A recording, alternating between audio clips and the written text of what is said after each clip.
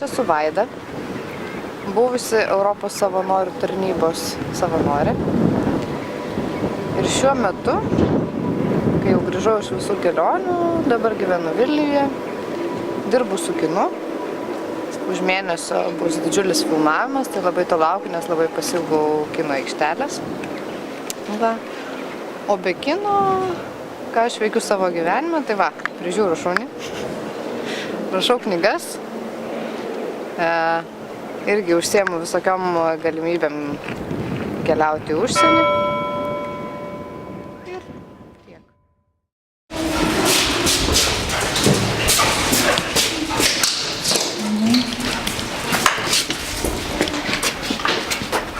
Nes pavasaris atėjo, sniegas turi.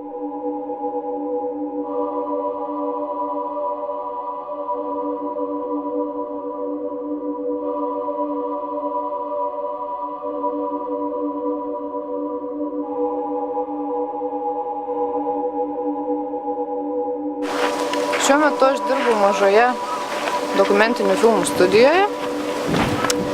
Kartu su viena prodiuserė rašom paraiškas įvairiems dokumentiniams filmams, įvairiems projektams. Ir iš tikrųjų ateityje, man atrodo, mano noras būtų irgi užsiimti dokumentinių filmų kūrybą.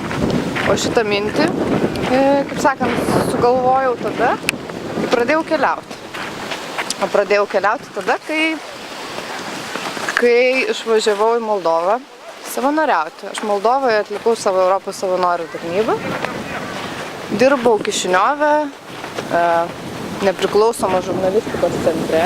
Tenai dirbau su studentais, kurie mokėsi daryti įvairius reportažus, naujienoms. Ir taip pat filmavom trumpametražius dokumentinius filmukus. Savanoriška veikla, man atrodo, žmonėms padeda atrasti kelią į save. Nes tai yra galimybė keliems mėnesiams ar netgi 1 metams tiesiog ieškoti savęs per darbą su kitais žmonėmis, per savanorišką darbą, kuris gali padėti ne tik tau, bet ir padėti kitiems.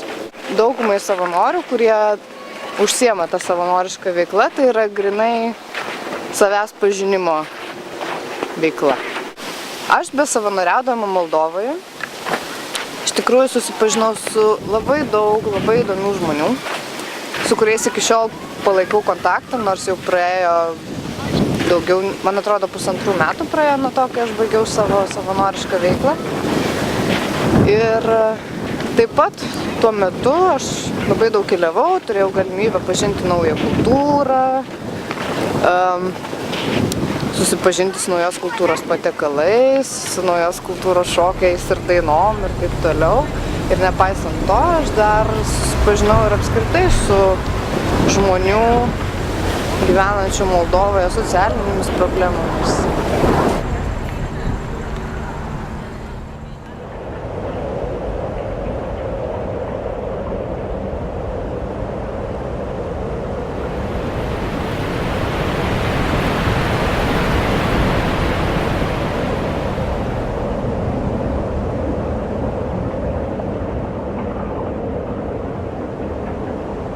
Savanoriavimas daro įtakos žmonių gyvenimams